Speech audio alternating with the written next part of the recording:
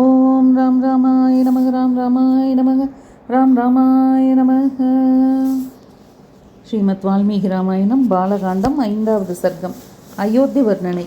மனு பிரஜாபதி தொடங்கி மிக பழமையான காலத்திலிருந்து இந்த பூமண்டலம் முழுவதும் எப்போதும் வெற்றி வீரர்களாக விளங்கிய இஸ்வாகு மன்னர்கள் இருந்து வருகிறது. அவர்களில் சகரன் என்னும் மன்னனால் தான் சாகரம் பெருங்கடல் அகழப்பட்டது. அவன் செல்லும் இடங்களுக்கெல்லாம் அவனுடைய 60,000 மைந்தர்களும் உடன் செல்வார்கள். இப்படிப்பட்ட பேரரசர்கள் பரம்பரையினை பற்றிய கதை இராமாயணம் என்பதாக பெரும் புகழையடைந்தது. நாங்கள் இருவரும் முதலில் இருந்து கடைசி வரை முழு காவியத்தையும் பண்ணமைத்து பாடப்போகிறோம். இந்த காவியம் தர்ம அர்த்த காம மோட்சங்களாகிற 4 புருஷார்த்தங்களையும் கொடுக்கக்கூடியது. எனவே போட்டி, பொறாமை, வெறுப்பு முதலினை இல்லாமல் பக்தி சிரத்தையுடன் கேளுங்கள். வளமும் புகழும் உடைய கோசலம் என்ற நாடு சரையு நதிக்கரையில் அமைந்துள்ளது. ஏராளமான பொருட்செல்வமும் இயற்கை வளமும் பொருந்திய நாடு. அந்த நாட்டில் உலக புகழ்பெற்ற நகரமான அயோத்தி இருந்தது. மனிதகுல தலைவரான மனு பிரஜாபதி தானே அதை உண்டாக்கி வசித்து வந்தார். 12 யோஜனை நீளமும் 3 யோஜனை அகலமும் கொண்ட அந்த நகரம் அனைத்து வகை செல்வ செழிப்புடனும் நன்றாக அமைக்கப்பட்ட பெரிய வழிகளும் உடையதாக இருந்தது. செம்மையாக அமைக்கப்பட்ட ராஜபாட்டைகளில் தண்ணீர் திவல்களுடன் கூடிய மலர்கள் எப்போதும் சிதறி கிடந்தன. மேல் உலகத்தில் பெரும் புகழுடன் வாழ்ந்து வரும் தேவராஜனைப் போல பேரரசின் முன்னேற்றத்தில் கருத்துடைய மன்னர் தசரதர் அங்கே வாழ்ந்து கொண்டிருந்தார். அந்த நகரத்தில் சாளரங்களும் தோரண வாயில்களும் இருந்தன. உள்ளே வணிக நிலையங்கள் வரிசையாக நிறுவப்பட்டிருந்தன. அங்கே போரில் பயன்படும் பல்வகை எந்திரங்களும் போர் தளவாடங்களும் சேமிக்கப்பட்டிருந்தன. அத்துடன் இவைகளை தயாரிக்கும் கருமான்களும் இருந்தார்கள். அரச துதி பாடுபவர்களும் பரம்பரை பெருமையை எடுத்து ஓதுபவர்களும் அரண்மனையில் இருந்தார்கள். ஈடு இணையற்ற சோபையுடன் பிரகாசித்தது. நெடுது எந்த அரண்மனை மாடங்களில் பதாகைகள் பறந்தன.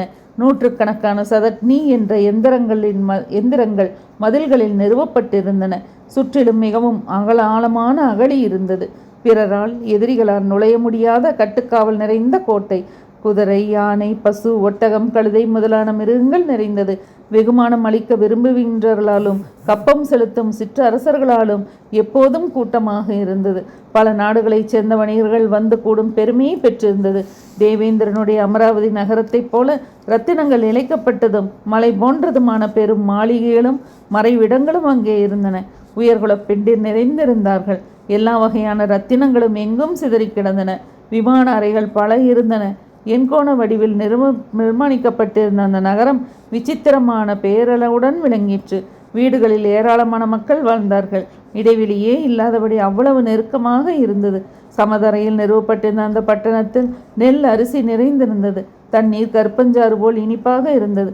துந்துபி, மிருதங்கம், வீணை, பணவம் முதலிய இசைக்கருவிகளின் பேரொளி உலகில் வேறு எந்த இடத்தையும் விட இங்கே அதிகமாக ஒலித்து கொண்டிருந்தது.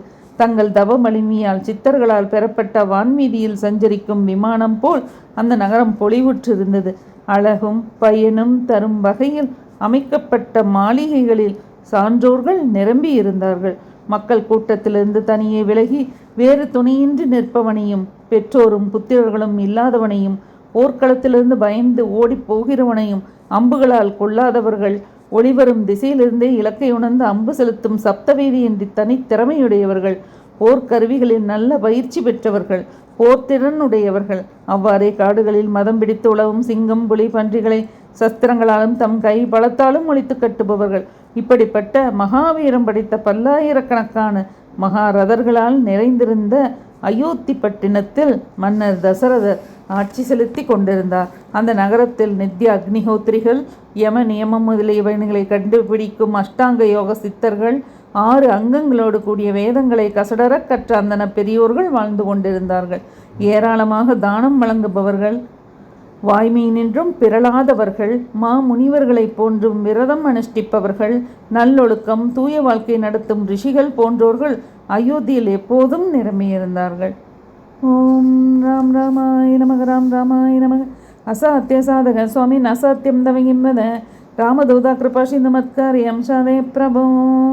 ஸ்ரீமத் வால்மீகி ராமாயணம் பாலகாண்டத்தில் 5வது சர்க்கம் முற்றிற்று.